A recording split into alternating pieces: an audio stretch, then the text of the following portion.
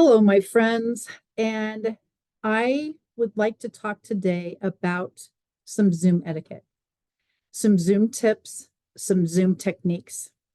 I always tell people that I have been Zooming since way before it was cool. And of course, it became cool during the pandemic when we were all working from home, from our home offices. And some of the things that happened are outrageous, quite frankly, when you think about it from a professional business standpoint. Hang on a second, I can't hear you. You're on mute. This term, oh my gosh, every time I even see that, you're on mute. You're on mute. Unmute. And then, of course, the person can't find the button. The navigation piece of Zoom, I think, is super user friendly. But again, I have been networking since before it was cool. And with Zoom, because not all my clients are local. So I had to have some kind of navigation piece for them, for us to be able to see each other. So one of the first things, as you can see, is having a Zoom background.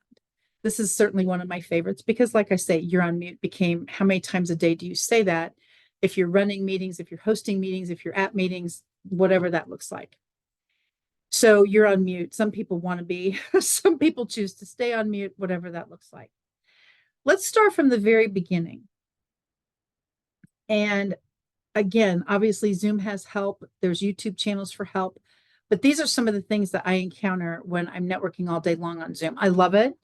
And I've got lots of networking groups on Zoom. I host posting parties on Zoom. I love it. So the rest of the story for me is how to navigate Zoom with some of the tips and techniques that I have learned.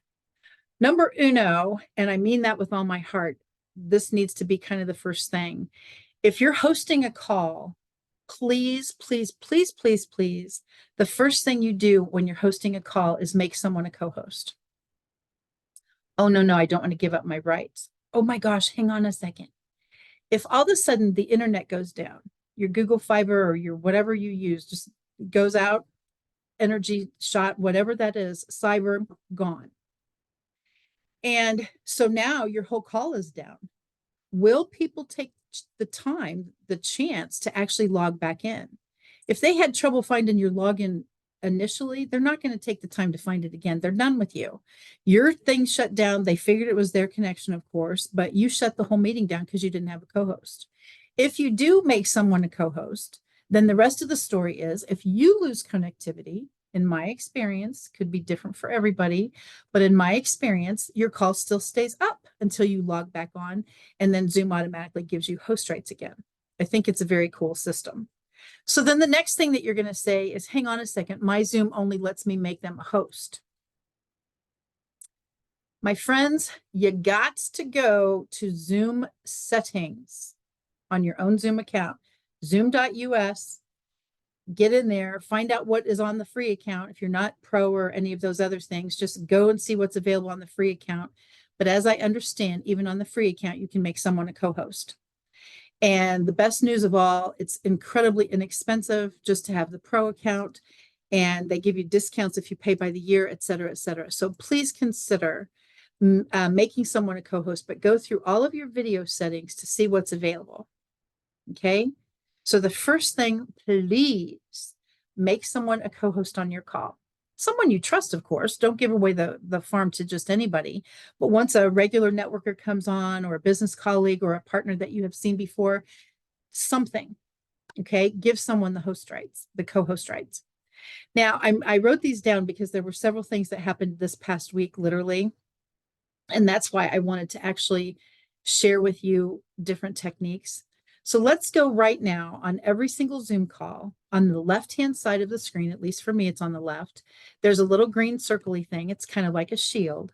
As soon as you click on that, you now get to see, first of all, who owns the meeting, what meeting are you in, which helps me a lot because I actually never know where I am. So that's cool.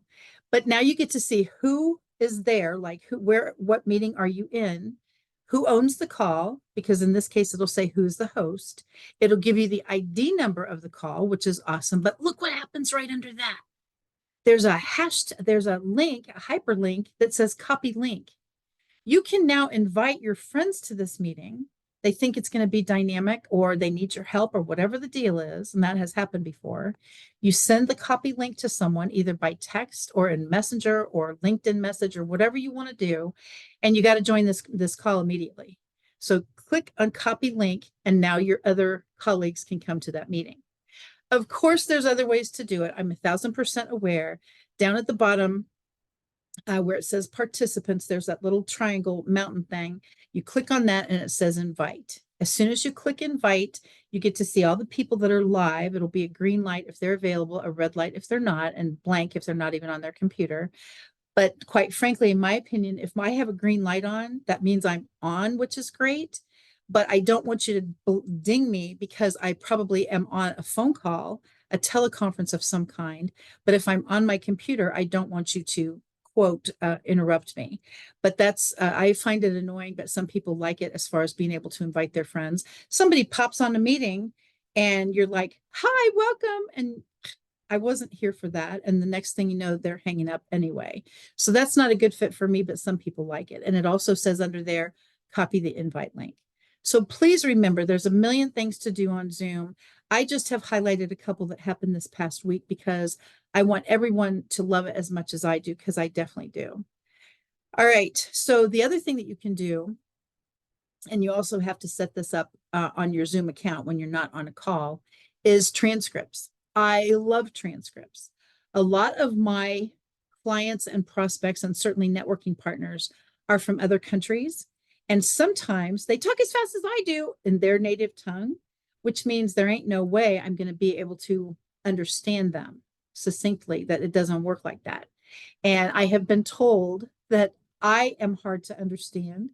And I'm sure for other dialects, that is actually true, other languages. So down at the bottom of your screen, and I'm going to do each of these steps with you so that we can basically all work together.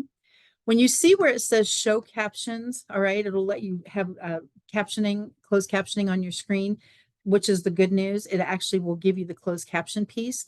But what happens if you want to see the transcript? That's the part that I love. You go ahead with the caption settings, and you certainly want to turn them on so that now you've got closed captioning. But the rest of the story is now I want to do the full transcript. And of course, in this case, I want to do it in English because that's my language. But now I'm going to be able to actually, when someone else is talking and they're speaking English, but the accent is hard for me to understand, I now get to actually read it with the transcript. The good news is you can also save the transcript at the end of the meeting. Now, again, my friends, Zoom has made everything so convenient for us. And I seriously mean that with all my heart.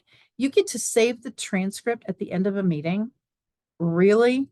And I just think that's awesome because all of a sudden you're training something fabulous, or somebody says, say that again. And in my case, I don't know what I just said. So I go back to the transcript and I go, oh, is this what you meant? And they go, yeah, tell me that again. And so now when the people who are not available to be on your call say, what did you guys talk about? Or what did I miss? You can either send them the whole transcript or just highlight, okay, literally highlight, copy, paste, and send them that part of the transcript.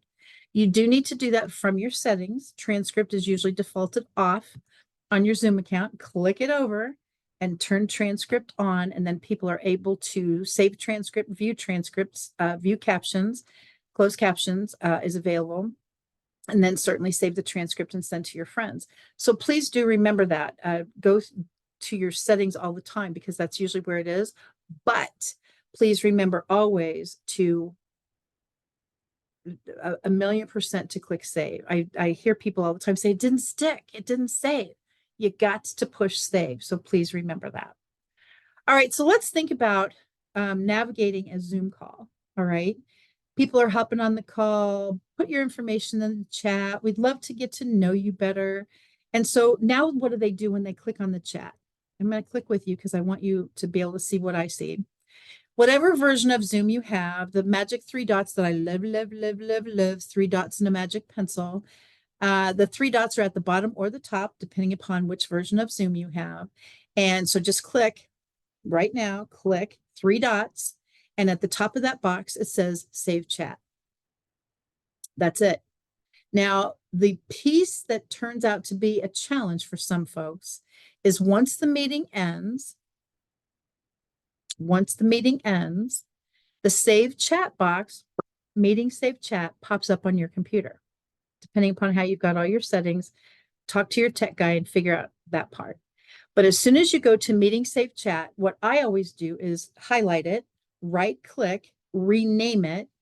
Because if I network 7 different groups in a day, or sometimes more, I don't have a clue which chat goes to what group. So I can either go back to get my connections or whatever we're talking about.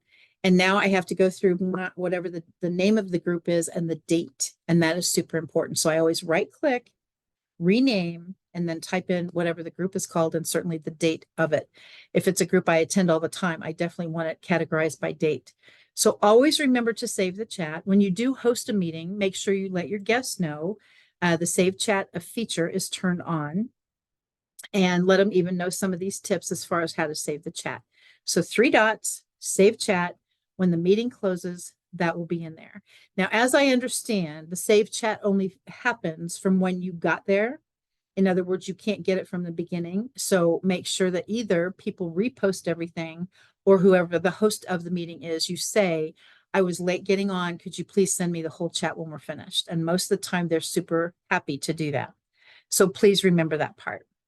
Now, when you're hosting a meeting, some people put passwords on the meeting. Now, there's a million different schools of thought, so you do whatever you're comfortable with. But what I have found to be more effective and less cumbersome for my attendees, I took the passwords off my meetings and now created a waiting room. Once again, you're creating a meeting ID. All you have to do at this point is slide it over to waiting room, get the passcode off, and then, of course, don't forget to hit save.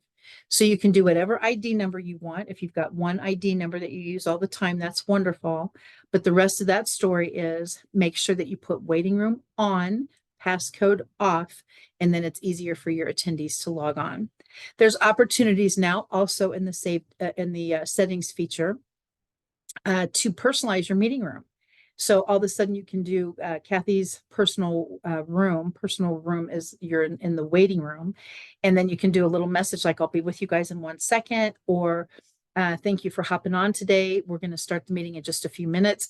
Whatever that looks like, you can personalize your own waiting room. So please remember, once again, go to settings. Every single thing we need is in Zoom settings. And usually you can't edit when you're actually on a Zoom call. But please remember the settings feature. It's the coolest thing ever. And of course, I use the search bar always because I don't want to have time to and go scrolling through.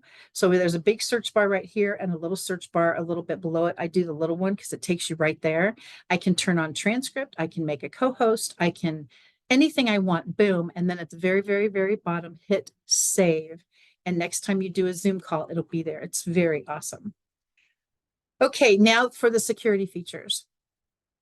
When you're on a call, and again, we're always talking about you being the host, please push all the buttons at the bottom. I mean that with all my heart. Push all the buttons at the bottom. Zoom has us equipped, if you will, for a reason. All kinds of cool stuff can happen. So please push buttons. And what I like to push is security. What does that mean? All right, let's read it together. You can lock the meeting, which means no more people can come in. So it'll say meeting not available when they hop on. I personally don't do that because if they're in the waiting room, I want to see who they are. Then you can allow all participants to share screen or not, uncheck it. You can allow all participants to chat. You can allow them to rename themselves. All of a sudden they get on a Zoom call and their name is Susie Cusey from Doodah from the last meeting they were on. That's not what they want to be on this call. They want to just be Susie or Kansas City or whatever they want. So allow them to rename themselves unless you've got a reason for not wanting that. Allow them to unmute themselves. Holy moly. Yes, please unmute. You're on mute. Okay, you're on mute. How many times do we say that in a day? You let them start their own video. Yes. If you turn their video off for reasons that are inappropriate, then you want them to be able to turn on their video when they're appropriate. Then you want them to share whiteboards. Sure, if they're going to share screen and they can actually share whiteboard, some people actually draw on the whiteboard. And please go to Zoom or even to YouTube, how to use a whiteboard on Zoom. It is such an awesome feature. As I said, Zoom has thought of everything as far as presentations. teaching, training, networking. They've really thought of everything. Anytime somebody has a suggestion, Zoom has been very forthcoming to actually do it, which is awesome. So please think about that. You can actually type on a whiteboard. In other words, it's not going to be my penmanship, which is not good. It's going to be typing. So I can actually put in text what I want on there. And then when people save the whiteboard, it looks much better. Share notes, sure. Collaborate with other Zoom apps. Okay. There are Zoom apps, my friend. At the bottom of your screen, read across, push every button on there and find out what it is. And all you have to do is turn on, like host a meeting, just turn it on, host a meeting, and now you get to see everything I'm seeing right now.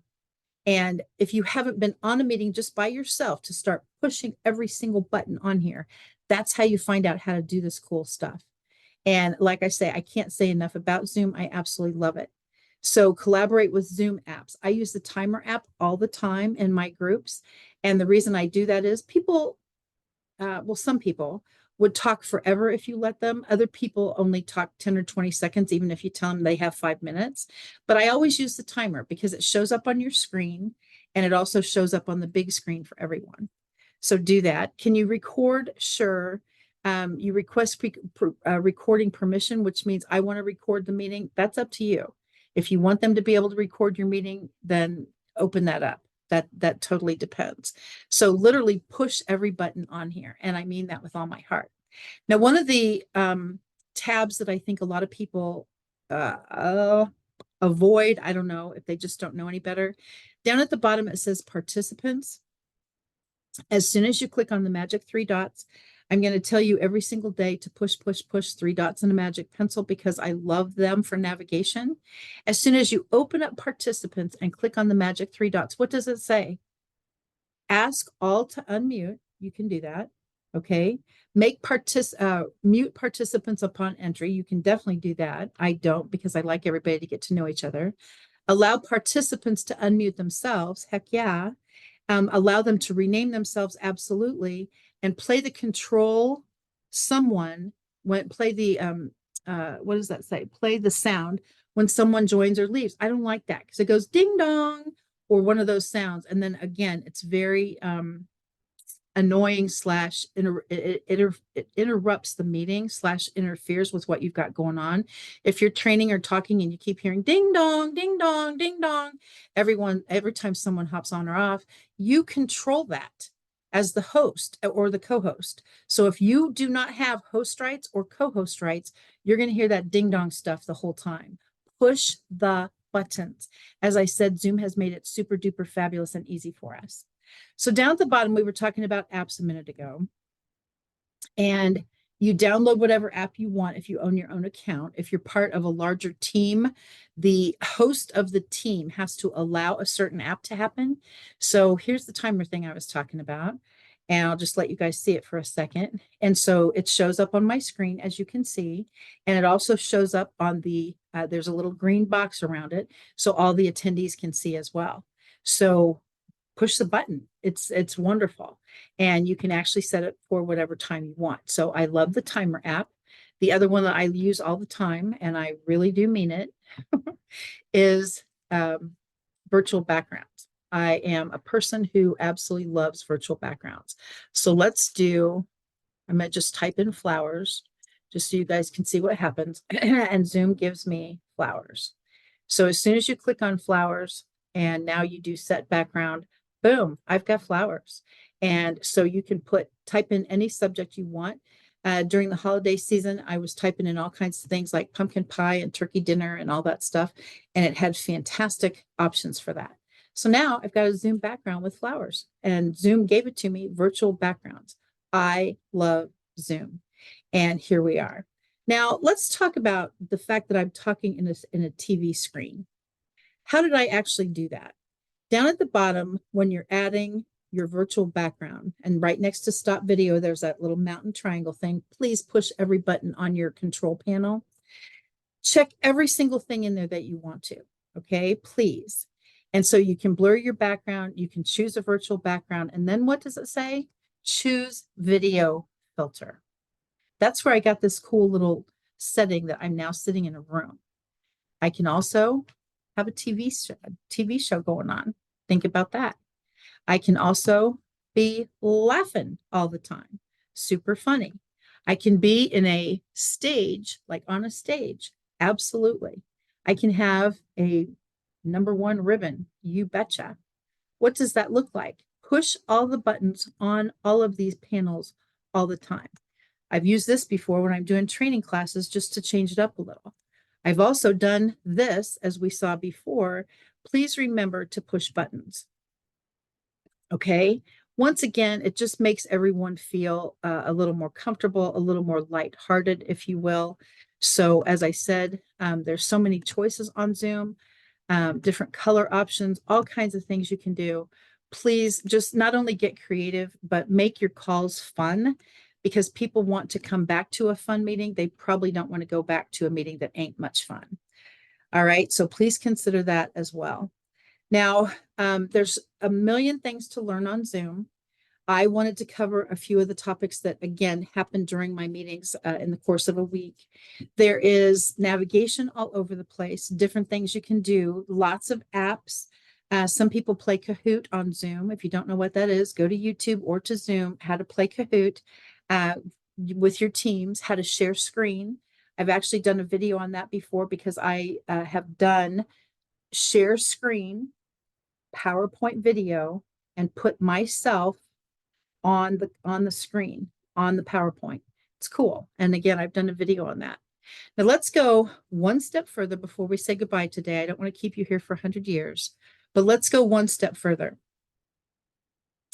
When you are the host of a call, host, people always say, I don't have that. Please, you have to be the host of the call.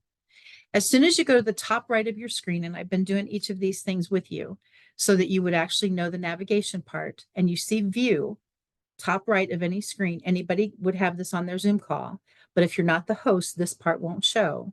It says all kinds of stuff. Speaker view, which means whoever's speaking is the only one that shows up. Gallery view, follow the host video. Hide self view, which means we can see you, you just can't. Hide non-video participants, push buttons. If someone doesn't have their camera on, which once again, if you're not going to have your camera on, why show up at all? If you're networking, how are you going to build those relationships? Hide the meeting times, which takes those buttons off the top, or if you want a full screen. But there's also immersive. Now, immersive is one of the things I share a lot, because first of all, as I said, it's fun. Second of all, it really changes the trajectory almost from your call, which means I have a person sitting here with me. This is the picture that I take to put all over social media from a standpoint of, we just got to have a one-on-one. Is that the coolest thing? And so the navigation piece of immersive is a blast. They change it for us a lot. I've done fireside chat before. So literally I am in a fireplace room with someone and we get to Zoom together. You see Zoom even has their, oh, you can't see from me doing it. They've got Zoom on their pumpkin, which is fun, but they changed this up a lot. So all of a sudden we get opportunities to have all kinds of views. You've now got your meeting room. Okay. You're having a board meeting or whatever else you're doing, and all your people are lined up here. The other thing that Zoom listens when we go, hey, how about if, when immersive first came out, when it was first an offering on Zoom, they didn't have our names underneath our picture. And so some people didn't like that, because when we would post pictures of being in immersive view, all you saw was pictures of everybody. Who is that? I can't even tell. Now Zoom listened. And so Zoom now has our names at the bottom of everybody's picture. Super cool. Once again, push buttons. If you find something that would be a big help to you and your team and your group and your organization, let them know. One more opportunity, okay, to get the ball rolling. And the cool part is, whether you use Canva or PowerPoint or even Facebook effects, you can now add the name of your group right here. So if I was taking this picture and there were several of us on here, I would literally Canva it or somehow import the words that would say Zoom etiquette training. There's so many things that you can do. And once again, when you're posting the pictures, make it fun for your teams to learn so that they will come back. What happens if you're having a great big classroom setting? Okay, so now you've got 20 people on your call and they're literally here to learn.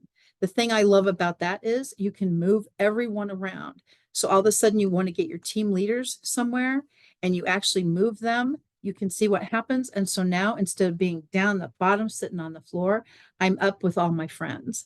And so up with all the trainees. You can move people around. My friends, I'm telling you, if you have not pushed all the buttons on these cool Zoom things, how are we ever going to learn? Wait a minute, how do I get this immersive thing off of here? All you do is click on view, leave immersive view, and we're right back here as we were before. I'm telling you the truth. Zoom has thought of everything. They want us to keep coming back for more. They switch things up all the time. And I absolutely love everything that Zoom offers. And it does change. Every time there's a Zoom update, I'm like, oh, yikes, where's my this or where's my that? But the great news is we didn't used to have full transcripts before. We had closed captions, sure, but we didn't have an opportunity to actually read the transcripts. Now we can even save the transcript and isolate some of the verbiage for our teams for the folks that actually missed the meeting. It is incredible what Zoom has come up with. So if you have not used it yet, I definitely hope you go to zoom.us. You can have a free version of it just to practice if you want. But some of the things I talked about here are available for free also. Now let's go to the part that I find amazing. Zoom etiquette. My friends, I have literally been on calls before, literally, where there is a person getting dressed. I have been on a call before where somebody's over here or they're taking a phone call. Yeah. Uh-huh. No, it's okay. I'm just on Zoom. It doesn't matter. Uh-huh. Yeah. Tell me, go ahead. Or they've even put them on speakerphone. Are you paying attention to the call that you're on? There have been people in their kitchens or whatever, and they're cooking. Or let's go one step further, they're eating on the screen. You're probably only on your call for 20 or 30, maybe even 57 minutes. But turn your camera off if you must chew. But the rest of the time, you're building those relationships. And when people say, honey, you can't build a relationship on a screen, I've been doing this full time now for 4 years with the pandemic. And the answer for me is yes, I have built relationships on a screen. I love this part. Let's go one step further for the screen thing. Do you look down here at the people or do you look at the camera? That little dot at the top of your computer is the camera. Or are you looking over here to see what Susie's wearing or if he's eating something cool? What? So look at the camera. People will feel that you're engaged. Now, if somebody's holding something up, you're going to have to look at their screen for a second. I call them Brady Bunch squares. And so you're going to have to take a look at that. But for the most part, when you're on a Zoom call, no eating. Now, drinking, I always do, quite frankly, because I promote Kangen water. So I drink on camera already on purpose to remind people to take a drink because you want to take a drink of water before you're thirsty. That's the rule. Stay hydrated. So I do the drinking part intentionally. But when people are eating or drinking or whatever they're doing, and especially taking a phone call, yikes, you probably want to turn off your camera for that. And please make sure at that particular time that you really are muted because you really do want to be muted in that case. So there's all kinds of etiquette. Don't come to a meeting if you're not prepared to network. Put your information in the chat. Some people have a Word document on their computer, so all they have to do is copy paste. Some people have magic stuff that they use for the copy paste thing. Whatever your system is to get the word out about your product or service, that's what we're here for. The networking piece, yes. But the rest of that story is Zoom etiquette. Are you cooking? I have actually seen people take their phone camera, even their laptop one time, into the bathroom. Now, let's go here for a second. When you're the host or the co-host of a call, and it's hard to do when you've got 49 people on your screen, and let's talk about that in a second, by the way. You've got 49 people on the screen, and depending upon the size of your monitor, they could be kind of teensy. But all of a sudden you look over and somebody's getting dressed, or somebody's in the bathroom, or somebody's talking to a kid or whatever else, changing a diaper for heaven's sakes. Turn off your screen for sure. But if you're the host or the co-host of a call and you see something like that, turn off their video. How do you do that? The 3 dots in their Brady Bunch square, and it'll say hide video. Yes, please hide video for them. You can chat, you can pin them, all kinds of things. So please, yes, turn off their video, mute them. When you're the host or the co-host of a call, you can do either or both. So if something horrific is happening on your call and you really don't want it to be happening on your call, turn off their video, mute them, and they'll ask permission to turn it back on. And then they'll go, oh, what'd you turn me off for? And the reason for that is, my friends, that was inappropriate for our particular networking event. So we had to turn off your video to protect your privacy. That's it. Okay. Let's go one step further. I was talking just now about whether your Zoom call allows for 25 people on a screen or 49. Okay. Let's do that, because you can actually do that and change it while you're on your call. You don't have to do this one ahead of time. Down at the stop video part, and again, I'm going to do it with you. As soon as you click on that little triangle thing next to the stop video, the first thing, the bottom thing that you see is video settings. As soon as you open video settings, it defaults to video. And now you see yourself on a screen with a big white box underneath. Scroll all the way to the bottom. And if your computer, Zoom allows it, but if your computer allows 25 participants or 49, 25 is the default, as I understand. I click mine to 49 because when I've got 49 people on a call, that's the picture I want to take to post on social media. Okay, I'm going to go over that again because this is a part that a lot of people don't know yet. Down at the bottom of your screen, remember your navigation bar, push every button and triangle on there. Right next to stop video, there's a little triangle thing. Right next to that little triangle thing says video settings. Click on video right underneath general. Scroll all the way to the bottom of that part. There's a scroll bar on the far right-hand side. At the very bottom of that, it says, okay, I'm going to do this with you. It also has touch up my appearance. Heck yeah, I've got that puppy all the way to the right. So down at the very bottom, when you use the scroll bar, it says 25 participants, okay, per screen in gallery view, or 49. And again, I always put mine on 49. If your computer does not support it, the 49 will not be highlighted. My computer does support it. So when I've got several hundred people on a call, I want it to be 49. So I only have a few pages to navigate. That part's up to you. I like the smaller thumbnails looking like a bigger audience. And again, if you've got 10 pages of 25s, I'd rather have a few pages of 49s. And that way I can manage it better. As I said, my friends, there are so many things to navigate on Zoom. The etiquette piece is important. If you're the host or co-host of a call, be aware of the folks that are on there. And definitely if you've got someone speaking, you want to make sure when someone lights up, and that means their screen lights up because audio is coming from their Brady Bunch square, please remember to be respectful for their sake and mute them and be respectful to the speaker and definitely mute them. But also if they're doing something that's not a good idea for a networking event, turn off their video. It certainly helps with their privacy, but it also keeps your call cleaner and certainly more professional. There's a million things to learn on Zoom. I can't tell you how much I personally love it. It has been my friend for mucho years, but certainly for the last 4 specifically, as far as the pandemic and all the virtual networking that we've been doing now. But I definitely hope that you love it as much as I do. Share this video with your friends. Zoom etiquette is a biggie. Zoom tips and techniques and tricks are awesome. But always remember the most important thing in the whole world on Zoom: be happy, look in the camera, invite your friends, let them feel your energy, and be so excited to be on a virtual call, because it's kind of a cool thing for introverts, but it also can be fun for extroverts because, as you see, you can change the background and make your event tons more fun. Thank you, Zoom. Thank you, friends. Thank you, YouTube. Thank you, everyone, for watching. Bye now.